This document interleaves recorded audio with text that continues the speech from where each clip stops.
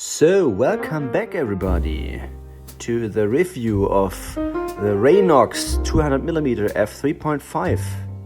It looks serious, it feels expensive, and immediately sends you down a Google rabbit hole searching for its heritage. What you find is not reassuring. A brand famous for accessories, a lens with almost no documented history, and a growing sense that you may have attached a beautiful machined warning sign to your camera.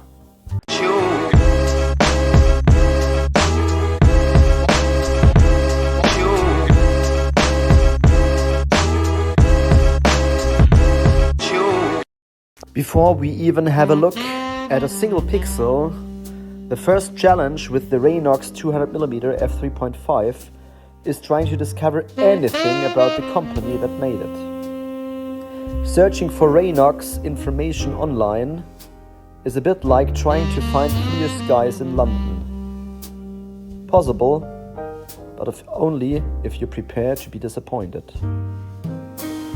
Raynox makes optics, they say. Raynox makes lenses, they whisper. But they never mention exactly which lenses, when or why anyone should still want one. It's the optical equivalent of a mysterious heirloom casserole recipe. You know it's old, vaguely interesting, and potentially hazardous. This lack of meaningful corporate footprint or modern relevance should have been the first clue.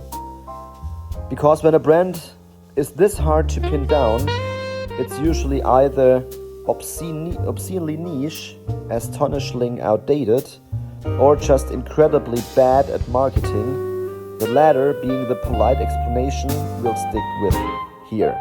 And that's before we even mount it on the camera. So, if you want to sum up the Raynox 200mm f3.5, then it's a lens that dares you to lower your standards. Let's start with the headlining feature, a minimum focusing distance of a glorious 3 meters. Yes, 3. This makes the lens ideal for photographing strangers, distant buildings, or people who have explicitly asked you not to come any closer to you.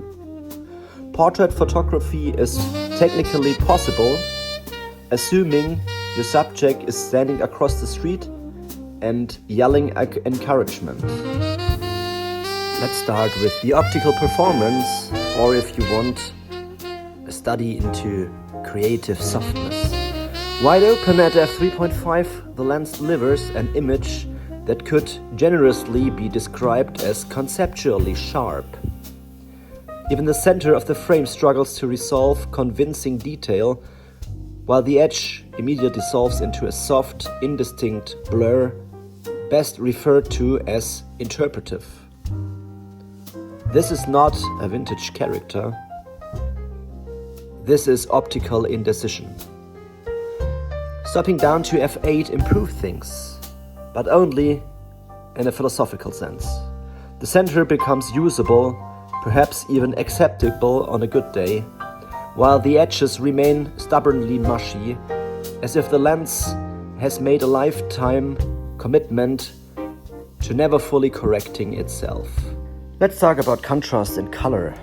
Despite proudly wearing a coating of some description, contrast collapses instantly in backlight. Shoot towards the sun and enjoy images that look like they were taken through a thin veil of disappointment. Blacks turn gray, highlights bloom freely, and micro-contrast quietly leaves the building. As a bonus, the lens produces very strong chromatic aberrations. Purple and green fringing appear enthusiastically along high-contrast edges, ensuring that no branch, building, or antenna goes unoutlined. Now let's talk about build quality. The haptics and material quality are genuinely excellent. The lens is solid metal, nicely weighted, with a smooth, confidence-inspiring focusing ring. In the hand, it feels like a serious photographic tool. The kind that should deliver crisp, punchy images. It does not. But it feels like it should, and that's almost worse. Let's come to the final verdict. The Raynox 200mm f3.5 is a fascinating reminder that build quality and optical quality are entirely separate life choices. It is not sharp, not contrasty, not forgiving, and not particularly useful for portraits, landscapes, or anything involving edges that should look like edges. What it is, however, is beautifully made. A finely crafted metal housing for an optical formula that never quite got the memo. So the rating should be 2 stars out of 5 stars.